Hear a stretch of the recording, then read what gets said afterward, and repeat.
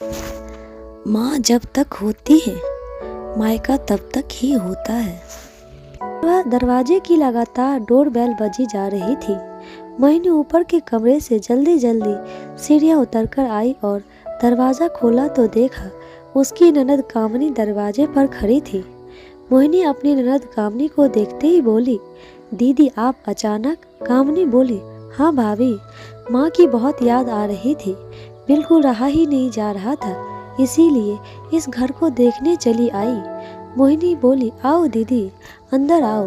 कामनी अंदर आते ही पूरे घर को निहारने लगी और अपनी माँ की तस्वीरों को देखकर रो पड़ी।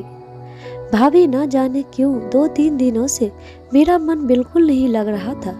बस मन जिद किए बैठा था कि मायके जाकर अपने सिर से घर से मिल जाऊं, इसीलिए आपसे बिना बताए आ गई। मोहिनी बोली, दीदी कम से कम बताकर तो आना चाहिए था ना। अब देखो मैंने फेशियल करने वाली को घर पर बुला रखा है, वह आएगी तो मुझे अपने बेडरूम में जाना पड़ेगा और आपको यहाँ माँ की तस्वीरों के साथ अकेला बैठना पड़ेगा। कामनी बोली, भाभी माँ को गए आज पूरा 1 महीना हो गया है और आप तो जानती ही हैं मैं पूरे 1 महीने बाद आज अपने मायके आई हूँ। माँ होती तो मैं और माँ कितनी बातें करते थे। माँ एक पल भी मुझे यूँ अकेले नहीं बैठने देती थी।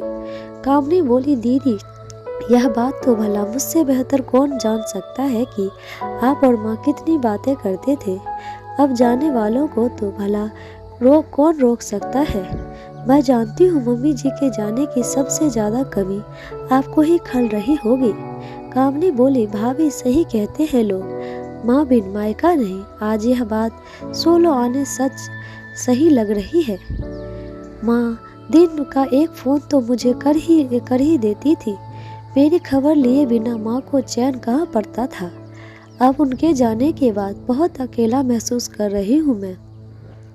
इस घर में बिताया मेरा बचपन और माँ का मुझे बार बार पुकारना, दिन भर वही बातें याद आता है बस। माँ होती तो इस वक्त क्या कर रही होती, यही सोचने में दिन बीत जाता है, इसीलिए यहाँ चली आई। उतने में मोहिनी की सहेली का उसके मोबाइल पर फ़ोन आ जाता है।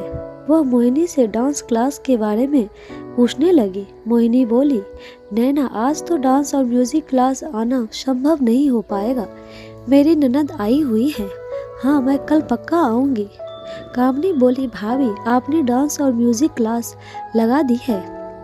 मोहिनी बोली, हाँ दीदी आपको तो यही याद ही होगा, जब मम्मी जी जिंदा थी मैं तब भी डांस क्लास जाना चाहती थी, मगर खैर छोड़िए इन बातों को, अब तो इस दुनिया में ही नहीं रहा है, उसके बारे में क्या शिकायत करना।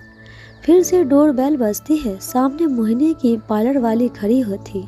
अरे आओ पिंकी, यहाँ बेडरूम में आकर जाकर फेशियल का सामान निकालो, मैं अभी आई। पिंकी बोली, जी दीदी ज़रा जल्दी आइएगा, मुझे एक और क्लाइंट के घर जाना है। मोहिनी बोली, दीदी आप फ्रिज में से ठंडा पानी पी लीजिएगा और आपके लिए चाय कॉफ़ी जो मन करे लेकर पी लीजिएगा। आपके भाई राकेश भी अभी थोड़ी देर में आ जाएंगे, फिर आप दोनों भाई बहन मिलकर बातें करिए। और मोहिनी अपने बड़े बेडरूम में चली गई। कामनी अपनी माँ की तस्वीरों को देखकर रोते हुए बोली, देखा माँ आज तुम्हारे बिना यह मेरा कोई अपना नहीं है। तुम थी तो मेरे लिए स्वादिष्ट पकवान बनवाती, मुझसे ढेरों बातें करती, मगर अब तो यह नौबत है कि पानी भी हाथ से लेकर पीना पड़ेगा। कामनी बीती यादों में खो गई। जब भी वह अपने मायके आती थी उसकी माँ सुरेखा जी उसके बहुत लाड लड़ाती थी। कामनी को जो भी पसंद होता उसकी माँ तुरंत ऑर्डर कर देती कि आज तो खाने में कामनी की ही पसंद ही का खाना बनेगा। दोनों माँ बेटी बैठकर खूब गप्पे लड़ाते। सुरेखा जी कहती, कामनी तू आती है तो घर में रौनक आ जाती है, तू इसी तरह मुझसे मिलने आया कर, मेरा मन लग जाता है और भला क्या पता कितने दिन की मेहमान हूँ मैं। तब कामनी अपनी माँ को डांट लगाकर कहती है, खबरदार माँ, जो अगली बार ऐसी नौबत कही पिताजी को छोड़कर चले जा गए। अब तुम्हारा ही तो सहारा है। यदि तुम भगवान को प्यारी हो गई तो मेरा क्या होगा? आखिर इस घर में मैं तुम्हें देखकर ही तो आती हूँ। मैं और है कौन है मेरा? भाभी थोड़ी मुझे तुम्हारी तरह लाड लड़ाएगी। भाभी थोड़ी चाहेगी कि मैं अपने मायके आकर रहूं। एक माँ का दिल ही होता है जो अपने बेटी के लिए धड़कता है। माँ के तो भाभी सारे बस यूं ही के नाटक की दिखावे करते हैं। किसी को मुझसे कोई लगाव नहीं है। मैं अच्छी तरीके से जानती हूँ। बस तुम्हारा मुंह देखकर ही दौड़ी चली आती हूँ। सुरेखा जी बेटी की बातों में हाँ मिलाते हुए कहती है, हाँ बेटा, घर की बहुओं से क्या उम्मीद करना। उन्हें तो बस अपने मायके से लगाव होता है। उनके मायके का कोई इंसान घर में आ जाए तो बहुत खुश हो जाती है, मगर इसी के बजाय उसकी ननद या ससुराल का कोई इंसान आ जाए तो उनकी बहुएं इतनी हो जाती है। मैं हूँ इतने दिन, तू भी खूब मज़े कर ले। क्या पता यह भाई भाभी तुझे तेरे मेरे जाने के बाद घर बुलाए या ना बुलाए। कहते हुए सुरेखा जी कामनी को अपनी नई नई साड़ियाँ और अपने गहने तक देती। तू यह सब ले जा बेटा, वरना मेरे मरने के बाद तो यह सब कुछ तेरी भाभी हथिया लेगी। कामनी उन दिनों को याद करके रो पड़ी। वह दूसरी तरफ मोहिनी को भी वह दिन याद आ गए जब मोहिनी की सास सुरेखा जी जिंदा थी। सुरेखा जी ने मोहिनी को कभी घर की बहू नहीं समझा। उन्होंने उसे सिर्फ एक काम वाली समझ रखा था। आजकल लोग अपनी काम वाली बाइयों को भी इज्जत करते हैं, मगर सुरेखा जी ने तो 16 की कभी इज्जत नहीं की थी। हर पल टोकना, ताने देना और घर में कलेश करना ही सुरेखा जी का काम था। और अगर ऐसे में घर में उनकी बेटी कामनी आ जाए तो समझो मोहिनी की शामत ही आनी थी। कामनी और सुरेखा जी मिलकर मोहिनी पर तानों और उलझनों की बौछार करते। एक दिन कामनी अपनी कुर्ती मोहिनी को दिखाते हुए बोली, भाभी यह कैसे कपड़े धोए हैं आपने? देखिए मेरी कुर्ती का दाग बिल्कुल गया नहीं है। मोहिनी डर कर बोली, दीदी शायद दोबारा लग गया होगा, क्योंकि मैंने तो अच्छे से ब्रश भी मारा था। कामनी गुस्से में बोली, आप कहना क्या चाहती हैं? मैं यह कुर्ती वापस गंदी लाई हूँ ताकि आपको डांट लगा पाऊँ। घर में वॉशिंग मशीन होते हुए भी सास और ननद कभी मशीन चालू नहीं करने देते। कहते हैं बिजली का बिल बहुत आता है और मशीन में कपड़े अच्छे नहीं धुलते। बेचारी मोहिनी सारे कपड़े हाथ से धोती। एक दिन सुरेखा जी बोली, बहू कामनी को दही भल्ले खाने का बहुत मन कर रहा है, तू जल्दी से दही भल्ले बना ले। कामनी बोली, माँ जी रात को 9 बज रहे हैं, घर में दही जमा हुआ भी नहीं है और हमारे नीचे तो दूध की डेयरी है, वो भी बंद हो चुकी होगी, तो इस वक्त कैसे दही भल्ले बना पाएंगे। मैं अभी दही जमाने रख देती हूँ, सुबह तक दही जम जाएगा तो मैं सुबह दही भल्ले बना दूंगी। सुरेखा जी गुस्से में बोली, कामनी क्या हमारे घर रोज रोज आती है? उसे अभी दही भल्ले खाने हैं तो अभी खाने हैं। तुम जाओ बाहर और वहाँ से जाकर दही मिले अभी की अभी ले आओ। मोहिनी बेचारी जैसे तैसे जल्दबाजी में सोसाइटी से बाहर गई। रास्ते में सारी दुकानें लगभग बंद हो चुकी थी। घर से तकरीबन आधा घंटा दूर एक डेयरी खुली मिली, जहाँ से वह दही लाई और थक कर आकर उसने दही भल्ले बनाए। फिर भी सास और ननद को उस पर बिल्कुल दया नहीं आई, बल्कि कहने लगे, इतनी देर कैसे लग गई दही लाने में? दही लाने गई थी या बनाने?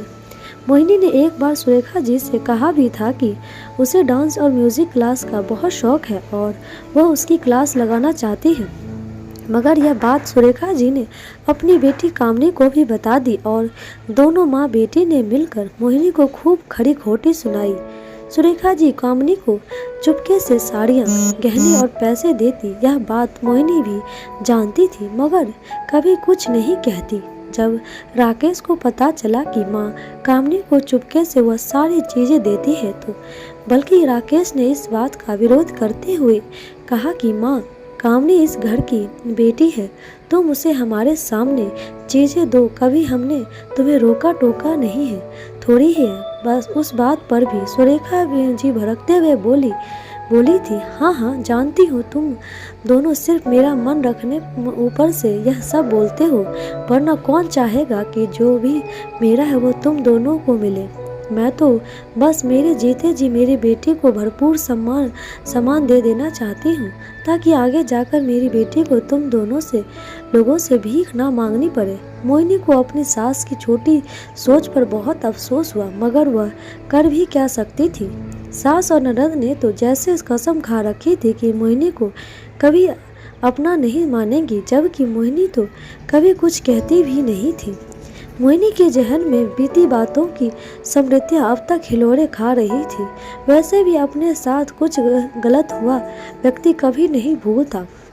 मोहिनी को बेडरूम में गए लगभग 1.25 घंटा बीत गया था। कामनी बाहर हॉल में बैठी अकेली बैठी थी। उतने में डोर बेल बजी। कामनी ने दरवाजा खोला और भाई राकेश को देखकर खुश होकर बोली, भाई कैसे हो तुम? राकेश कामनी को देखकर आश्चर्य से बोला, अरे दीदी आप अचानक, ना कोई फोन ना कोई खबर। हाँ भाई, माँ की और इस घर की बहुत याद आ रही थी तो बिना खबर किए ही आ गई। राकेश ने अंदर आते ही यहाँ वहाँ नज़र दौड़ाई और बोला, मोहिनी कहाँ गई? कामनी बोली, भाभी तो बेडरूम में फेशियल करवा रही है।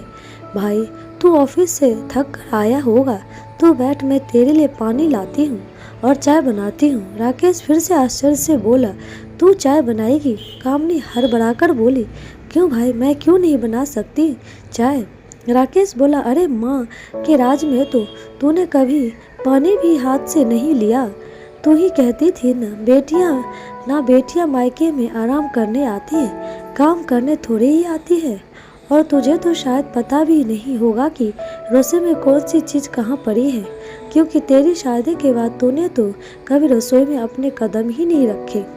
कामनी नजरें झुकाकर बोली, भैया छोड़ो ना पुरानी बातों को। कामनी ने राकेश को चाय बनाकर दी और राकेश के पास बैठकर बोली, भैया बुरा ना मानो तो एक बात कहूँ। माँ को गए अभी 1 महीना ही बीता है और भाभी ने डांस और म्यूजिक क्लास लगा दी है। फेशियल करवाने पार्लर वाले को घर बुला रही है।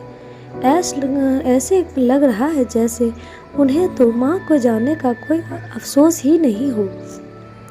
राकेश बोला, तो इसमें क्या हुआ? मोहिनी को यह सब शौक पहले से था, तुम जानती हो, मगर माँ ने उसे अपने जीते जी यह सब कभी करने ही नहीं दिया।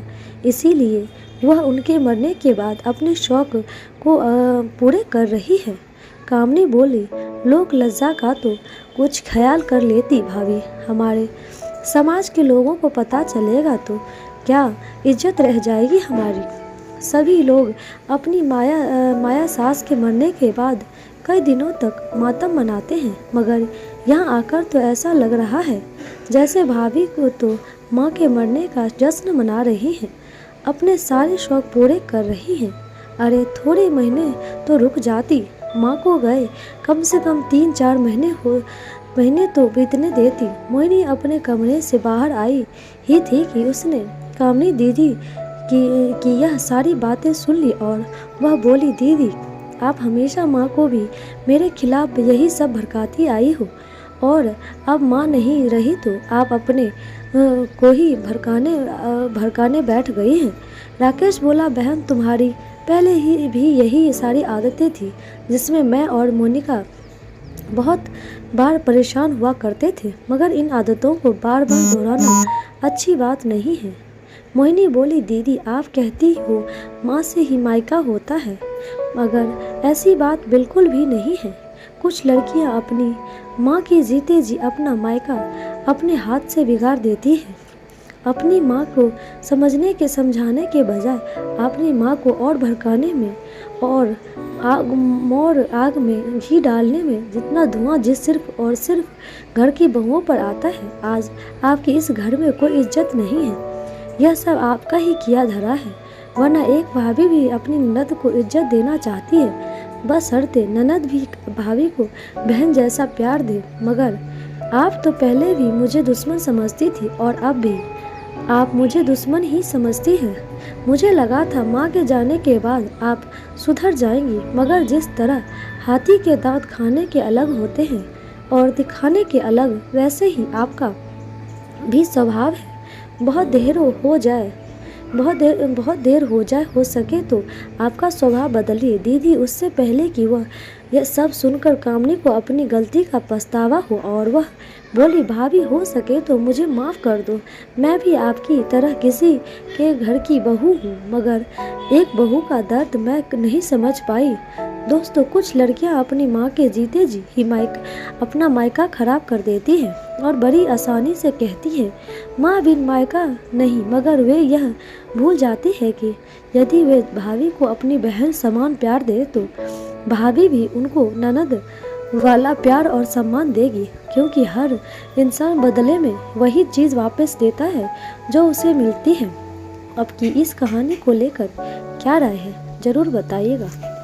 आपको ये कहानी कैसी लगी कमेंट बॉक्स में ज़रूर बताइएगा। लाइक शेयर सब्सक्राइब ज़रूर कीजिएगा। धन्यवाद।